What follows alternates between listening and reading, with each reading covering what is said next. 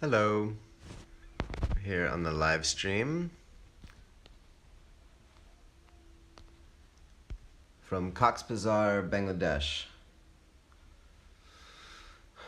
Just trying to figure out the technology and getting the link out. But we'll be standing by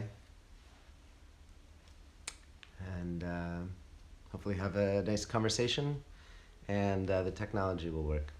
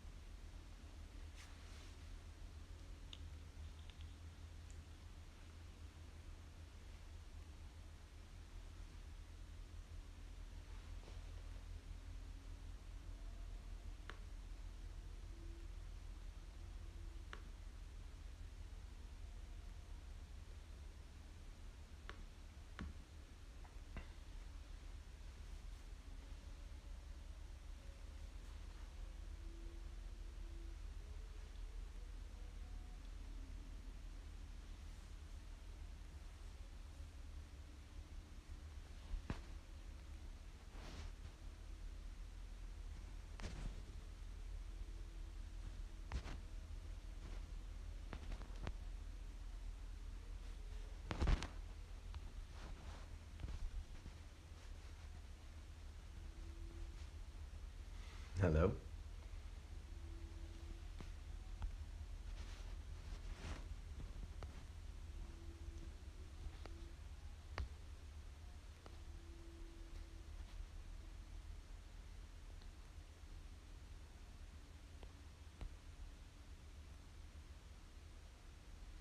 Good morning, good evening, depending on where you are in the world. I love technology, sort of.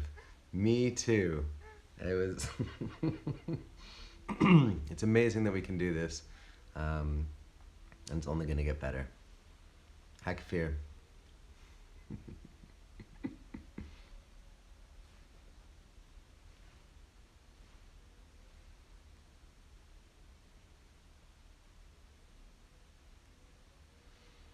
Ah, 8 people. Good morning, good evening.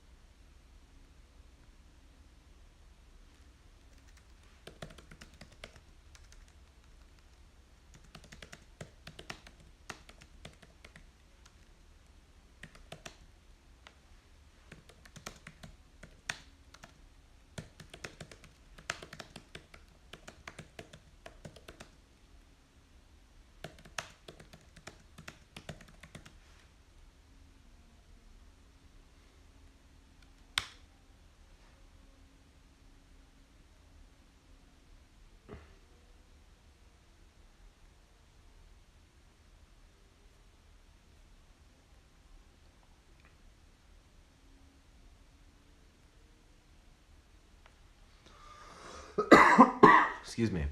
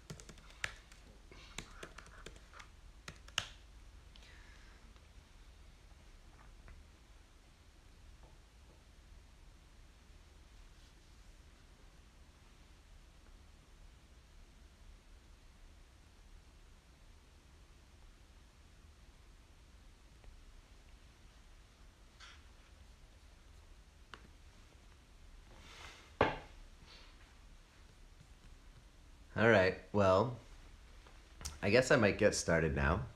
Um, it is 5:38 in the morning here, so that's 6:38 in New York City. I'm currently in Cox's Bazar, Bangladesh, which is about 30 minutes away from the Rohingya crisis that you might have heard about. The Pope came to visit at the beginning of the month. It's the fastest, largest migration currently of people from the Rohingya from Burma have moved over now into Bangladesh. And essentially, so my name's Mike Zuckerman. I'm with Habitas Rise, kind of in the field, doing research and implementing projects to aid in human migration and it's mitigate some of those effects on host communities.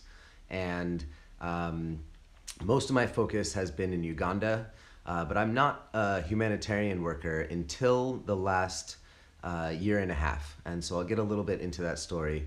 But essentially, I'm someone who likes to create spaces, who likes to throw events, brings people together. That's my form of activism. I believe that is one of the things that's really necessary in the world is linking people. So this human migration is not a new thing, but it is certainly something that has become a very big challenge for the world, both people moving because of conflict, because of climate change, and because of economic reasons. And the kind of refugee crisis really got on the map of the attention of people in last year with the massive amount of people that were coming from Syria and other countries in the Middle East into Europe. So I'm here in Bangladesh, but really this is a talk about Uganda, and there's a little bit of a delay. I'm getting some messages on the app, on Facebook, so I'm trying to deal with this. But basically, I wanted to share a bit of the journey of myself and Habitas Rise, and now you guys joining us, and what that could potentially look like in the future. So this is a new app. Let's see, should I just check? Let's see, I've gotten all of these messages that I'm trying to ignore for a moment so I can, let's see, sounds good.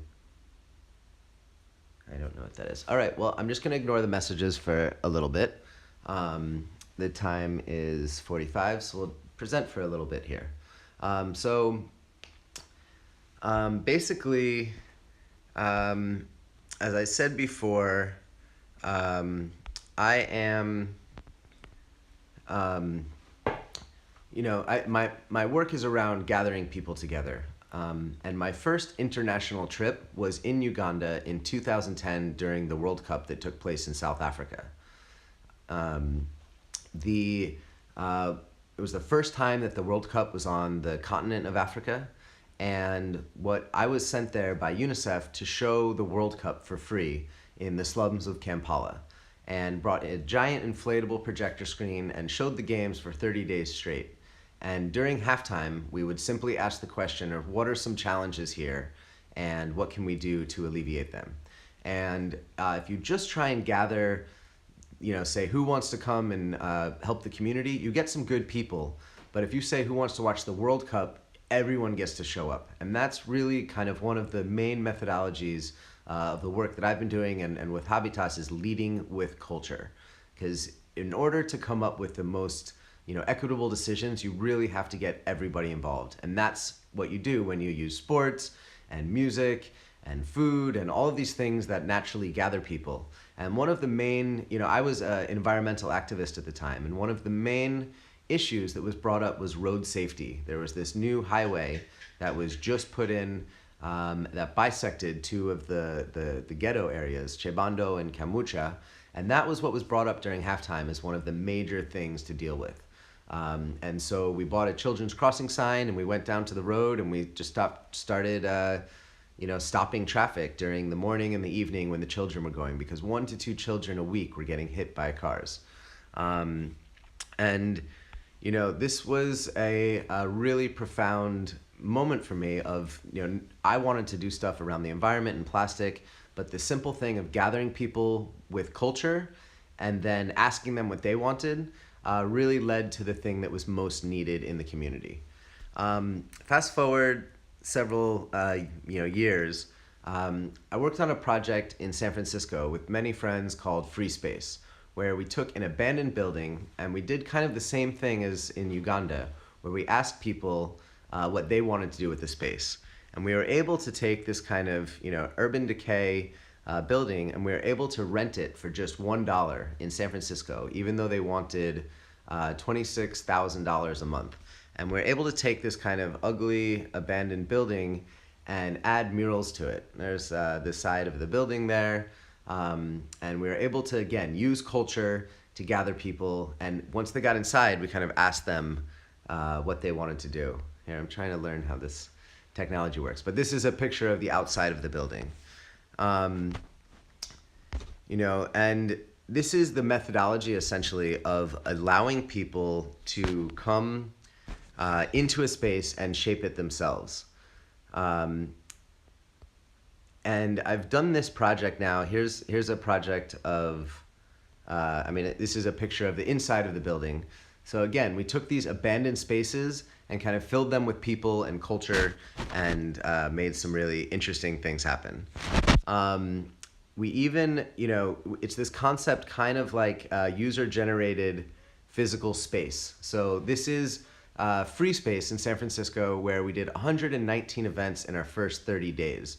And the whole place was transformed. And it was this kind of concept of not saying we know what people need. It's more like providing the platform and letting people fill it. So you can take a look at, this project got a lot of attention and we wound up expanding to many different cities, all in the first, in the first year. So we knew that we had really hit kind of we hit on something of this concept of letting people have space for themselves.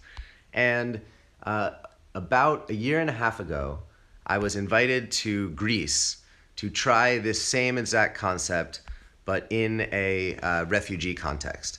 So Greece, was the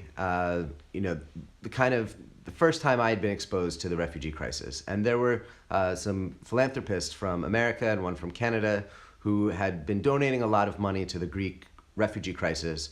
And when they went on the ground and saw what was happening, they were completely appalled by it. And they said, you know what, we're going to try and do something ourselves.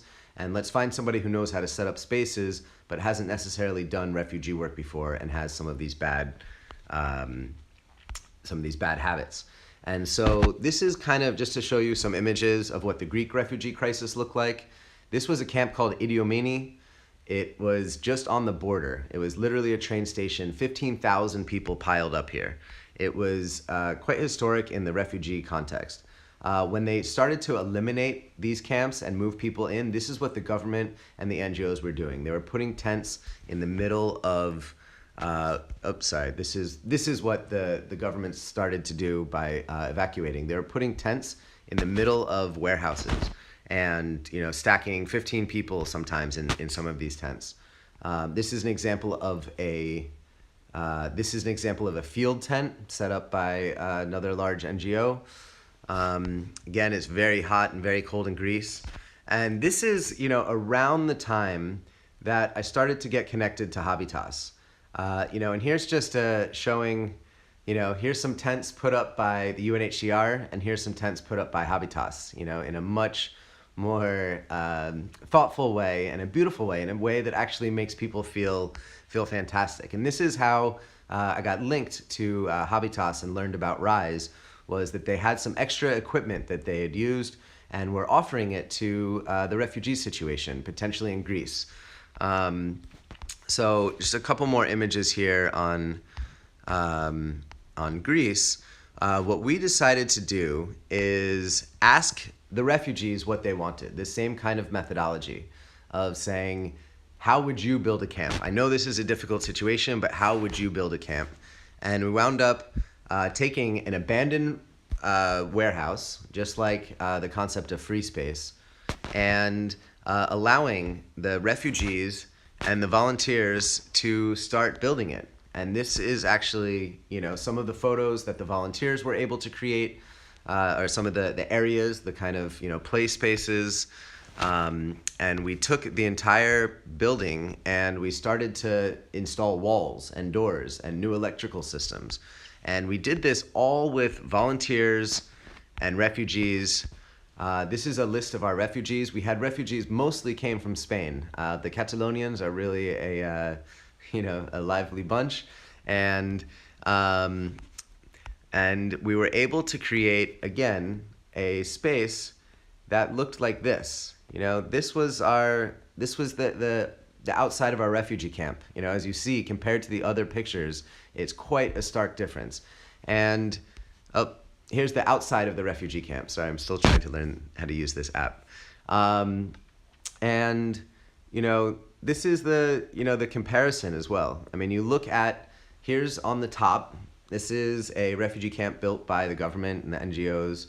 This is what we built with private philanthropy, with refugees, with volunteers, and local Greek contractors. And the crazy thing about this to me is that we actually spent, around half of the cost to build a proper space than was being done with the NGOs. So that was really, an eye-opening experience, and really wanted to continue to do more. This is actually the ranking of the 56 official camps in Greece. They scored them from 1 to 5, as you can see here, and they gave us a 6 because we really weren't even on the scale. So there's the, I guess when you move it, it doesn't save. But so that was kind of the Greece experience. Let's see. Just checking messages. So that was the Greece experience. But now I'm gonna, zoom us into Uganda. So there were only 62,000 migrants stuck in Greece at the time. And after this experience there, I really wanted to learn more about the global human migration situation. And Uganda happens to be the country that I was in 7 years ago for the World Cup, and also is experiencing the most refugees of anywhere in the world, about 1 million this calendar year. So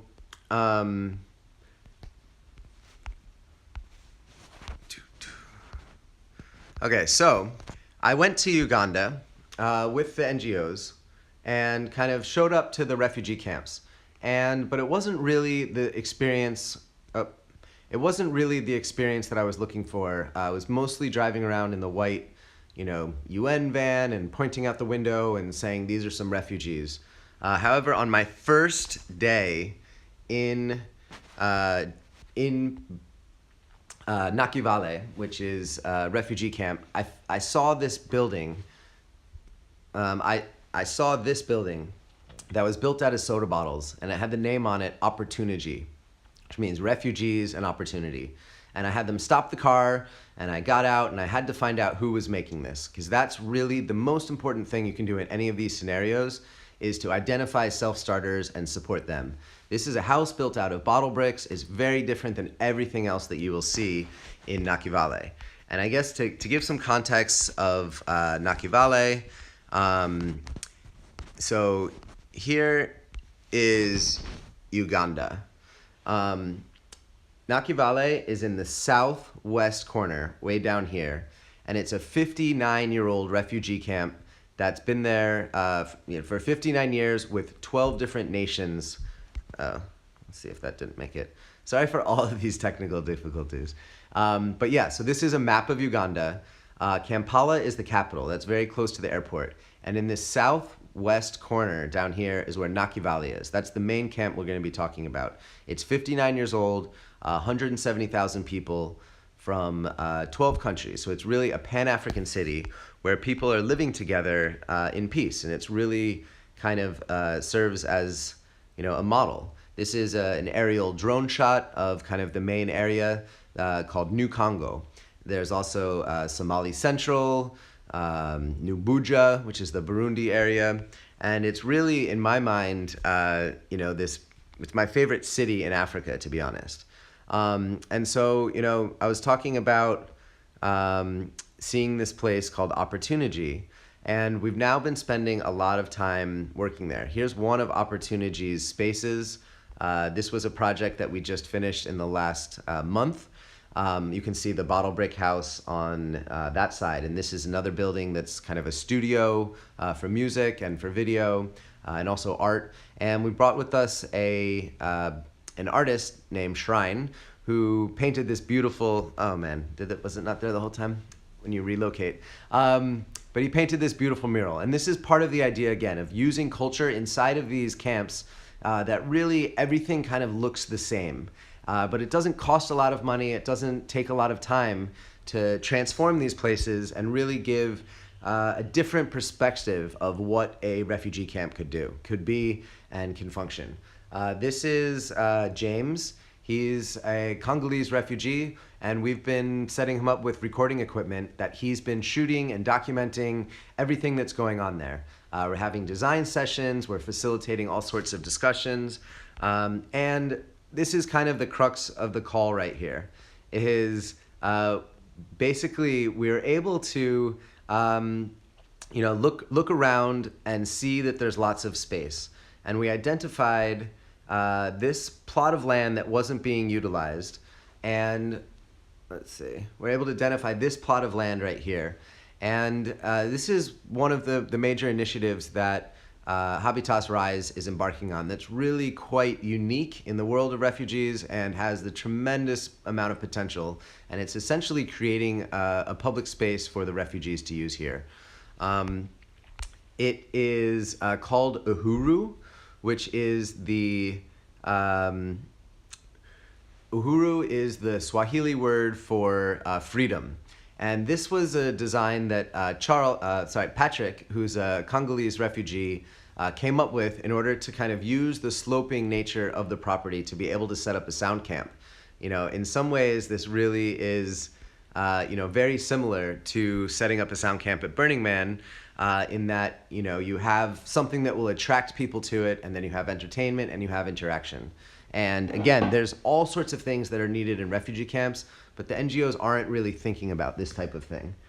Okay, I'm gonna try and, let's see. This is another aerial picture of the land as we're just starting to, in the corner, starting to build the stage and develop some additional spaces. Here's a photo kind of from the ground floor looking at the amphitheater. And again, this is going to function as a public space.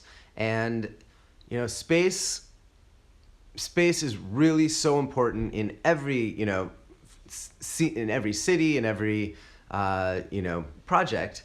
And it's really an afterthought in these refugee camps. And that's one of the methodologies that we're trying to employ, is kind of bringing placemaking and culture to to these camps. So let's see. So here's a picture of Ollie and I standing at the foundation of the stage, which is actually quite a bit further along. Let's see, what are all my... Don't worry about the timing. Keep presenting. Okay. So I'm getting messages here as well. One of the biggest problems inside of these refugee camps is a lack of things to do for the youth.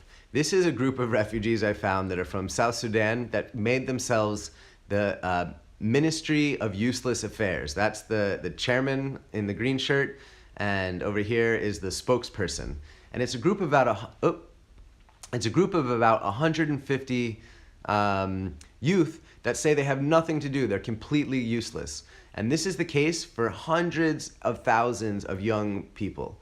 There is only one secondary school in Nakivale for 170,000 people. So essentially, as soon as you're, and even primary schools are lacking. So there needs to be alternative models of education. And even if you do get an education, in Uganda, the unemployment rate is 86%.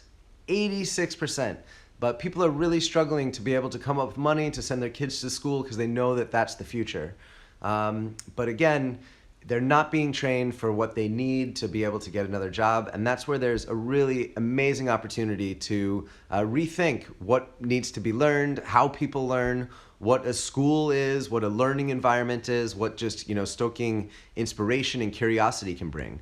And again, this is ripe. This is so ripe. There's potential in Uganda that is probably the greatest of any place I've seen, and that's why I'm really working there. There's also really beautiful things in Uganda. This was on our trip. We really kind of close to Nakivale. Well, quite a drive considering the roads, but with Oliver and some other friends of Habitas, journey of going to Uganda. And this is part of the message. This is part of the message that we're really interested in sharing with the Habitas community is, yes, we need to raise some funds to be able to build things, but that's really a very small part of what's needed. There's tons of money, billions of dollars. I think Uganda gets over $600 million a year to take care of refugees, and they're asking for $2 billion at this point because of the South Sudanese flow.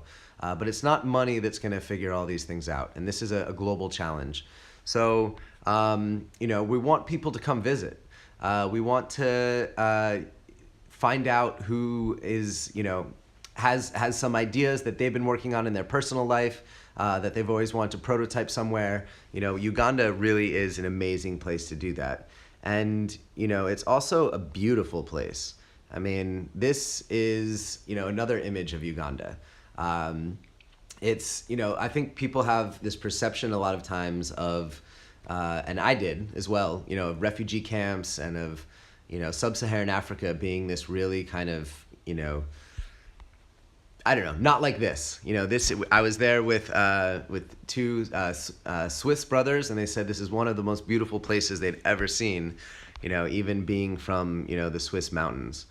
And, the other kind of concept here is this, ancient urban, planning of the Greeks with the amphitheater, the agora, the library. These really led to a lot of development of Western civilization, created by the Greeks, spread by the Romans, and that's part of the methodology that we're looking to employ inside of the camp.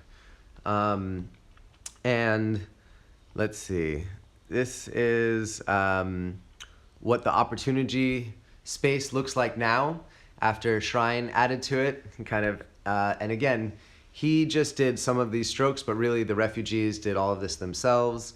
And this is, just more examples of adding a bit of culture, a bit of color to the camp to, again, inspire some different concepts. This is a gentleman named Papa Shanti Bushman. Oh, I'll put him over here. He's been a friend of mine in Uganda now for 7 years, and he's an example of someone who's currently working together with us His salary is covered for the entire year, and he can really work on whatever he wants. He's creating music, he's working with kids in the community, and he's also available as a fixer. If anyone ever wants to show up, I'll put you in touch with Bushman and you'll be in good hands. And you know, that's part of the community that we're building, is, you know, an ability to come and see these places, because really, you know, the refugee camps are usually not allowed to be visited. There's the NGOs kind of have a barrier, and there's so much talent, there's so much passion, there's so much creativity in all of us that we want to contribute. We just don't know how. It's only been said that you can give money, and that's really one of the main goals of Habitas Rise's project here in Uganda, is to remove that barrier and be able to allow people like yourselves to be able to come visit. You know, maybe I'll just show, these are, you know, this is another initiative where we've been bringing technology into the field there with VR. It's really quite mind-blowing and such a gift to be able to share this with people. And this is another, you know, form of, you know, education. People, kids and adults, everyone lines up to see what's inside of the headset. It doesn't matter if it's something educational or not. And there's, you know, curriculum that can be uploaded. So again, there's many challenges, but there's the most opportunity. You know, here in Bangladesh, it is really, really difficult to do anything to help the refugees. There's no space. They don't have any rights. They're not even being recognized officially as refugees. And there's a lot of really political things going on with the Rohingya people. But whereas in Uganda, it's one of the most progressive places in the world for refugees. Refugees are immediately, within a couple of weeks, getting working papers to work in Uganda. They're allowed to move freely throughout the country, and there's tons of space. But there's still a lot of problems. It's still Uganda, it's still sub-Saharan Africa, it's still a refugee crisis on a massive scale. But at least the conditions are there in which we can make a difference. We can provide you know, resources to people who are self-starters, and all of those things is what makes me really inspired about continuing to do work here in Uganda, and here with Habitas Rise and the community and everyone else who wants to join in to you know, make a difference in the lives of refugees, and to show a model for other countries who are also going to be experiencing refugee crises around the world.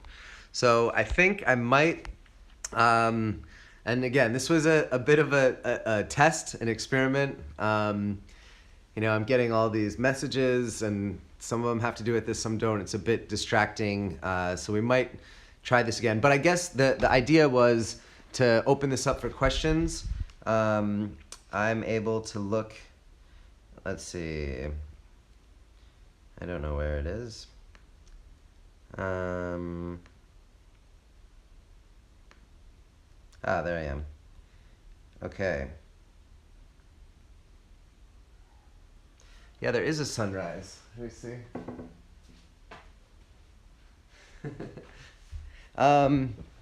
So, yeah, this is the first time I've done that. I think there's also quite a delay.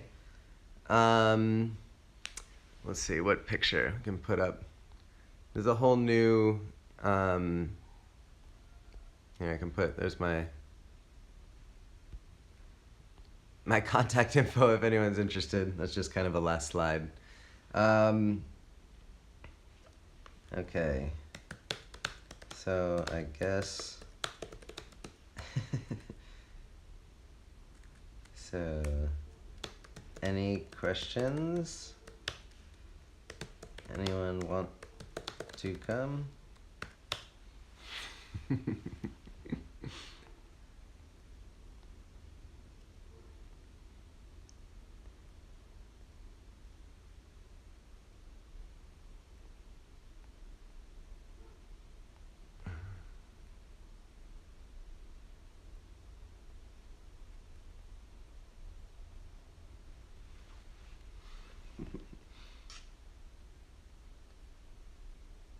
Okay, here's a question from Zach. All right. Yeah, so Zach's bringing up one of the kind of main points of my interest in this work is kind of looking at these refugee camps as cities of the future. It really, they have the population size of cities, 170,000 people, 300,000 people. This one here in Bangladesh is 640,000 people. So, these are larger than, large cities in the States. But they don't have the same governance structure or infrastructure. And in some ways, that makes it really tough to live there. But in other ways, that makes it an opportunity because there's a great many things about the way our current cities are designed that don't work for everyone. And also create tons of waste and all sorts of things. And that's where these refugee communities really represent an interesting opportunity.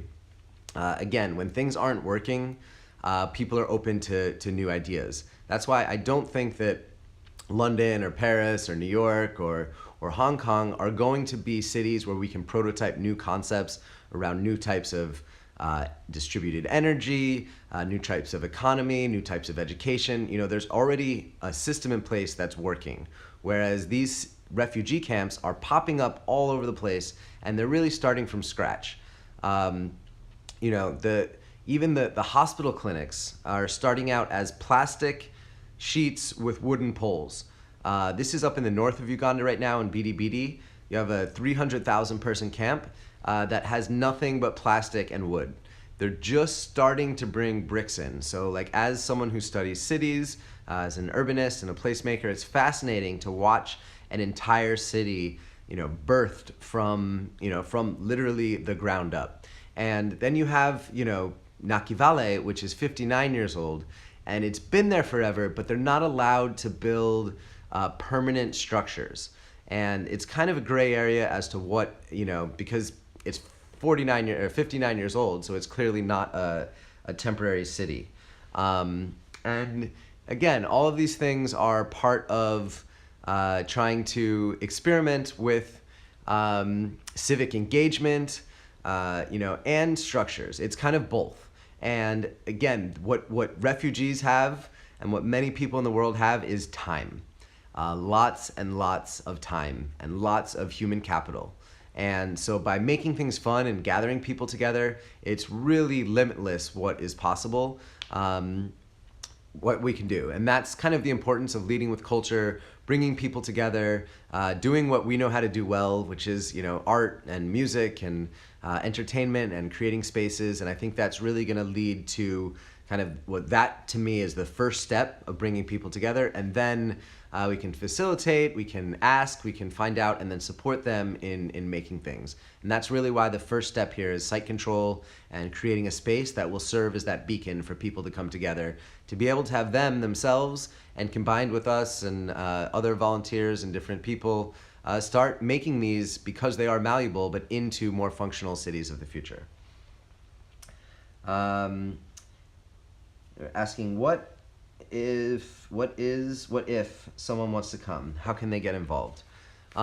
So this is this is one of the main things that we're trying to do here, is to get people to come.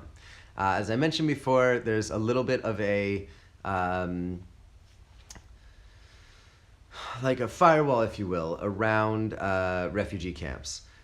Because you have to be part of a registered organization in order to get access. And some of this makes sense. These are vulnerable people, they've been through trauma, and you don't just want anyone waltzing in.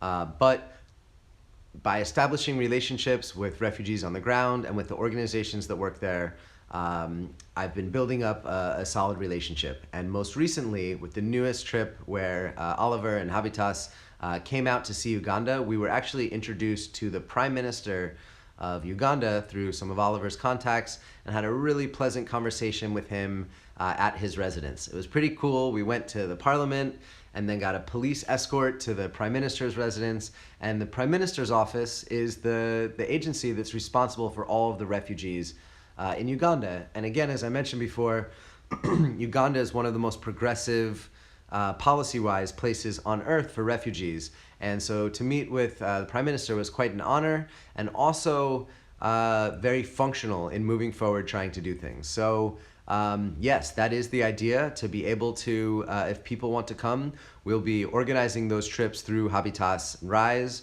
We'll be looking for kind of different areas. It doesn't have to be someone who's a doctor or a builder. You know, that's really what we think will differentiate our ability to participate in this humanitarian crisis, is by, again, introducing other disciplines, you know, thought leaders and new concepts that we really need to be applied to this global human migration crisis. So those will be coming in the next months. We're definitely searching for a few different specialist areas at some point around agriculture. We've already brought a friend named Alex Alden, who is a blockchain expert.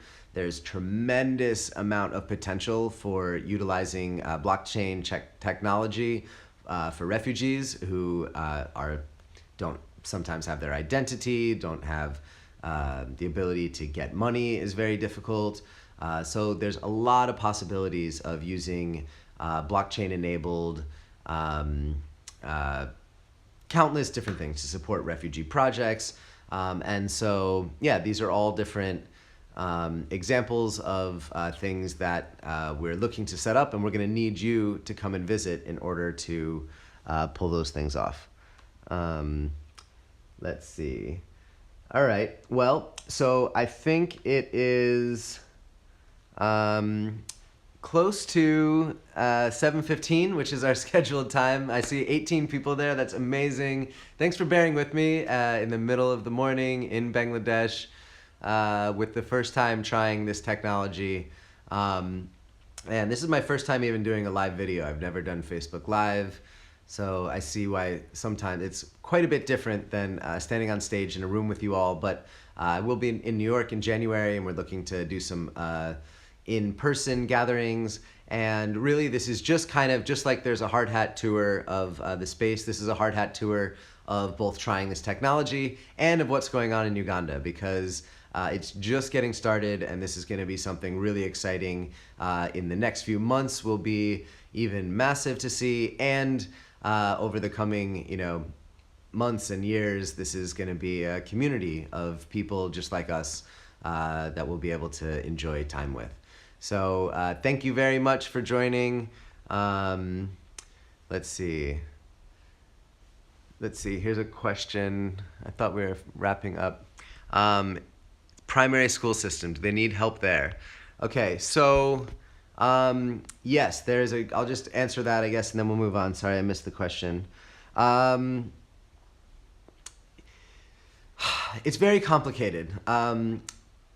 There's an agency called Wendell Trust, that's a Uganda organization that's responsible for all refugee education. So yes, there's a tremendous amount of need. However, you're not allowed to build a school. You can create learning environments, but you're not allowed to build a school or it will be shut down right away. And that's the challenge with refugee situations that make it different than post-natural disaster scenarios and different things, is that you really can't just do whatever you want. And there's also ramifications. For example, if you make something nicer than the host community has, you're going to cause resentment and challenges. So again, that's why, refugee situations is not just about getting resources and money and expertise. It's really about trying to understand how to navigate these complicated situations. So the other thing is I will be in Tulum for New Year's. I'm so excited to take a break from Uganda and Bangladesh and to meet a bunch of you and hang out and go deeper. But yeah, thank you for joining this first little experiment, the hard hat tour, if you will, of live video from the field, as well as the kind of little bits of what's happening in Uganda. And thank you so much for joining. And maybe I'll take you outside because I think there's a delay. But you'll see it's not always roughing it if you're doing humanitarian work. And maybe I'll leave this here for the sunrise.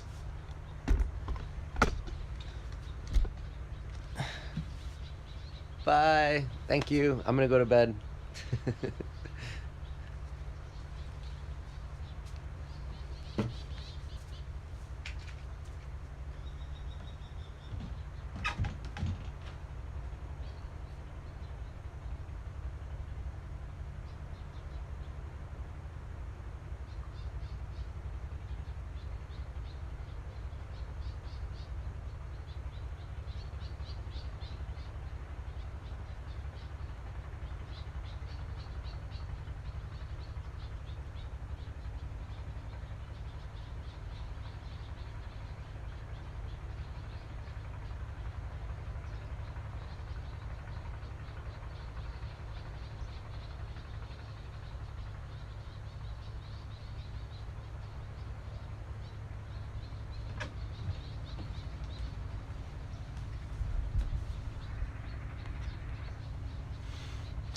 People are still watching.